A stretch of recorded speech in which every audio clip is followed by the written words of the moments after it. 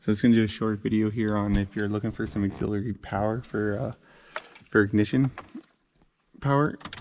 I was just wiring in a pump here. This is on a 2017 Duramax.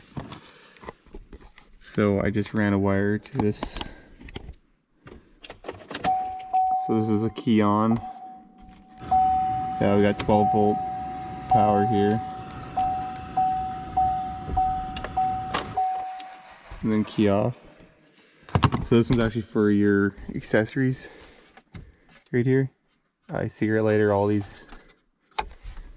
So if you want, you can actually turn it because they're live all the time.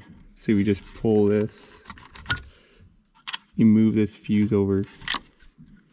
You can have it so it turns off with your ignition, or if you're looking for somewhere just to tap into easy, like what I did, you can just tap in there pretty easily, and then it's 12 volt power.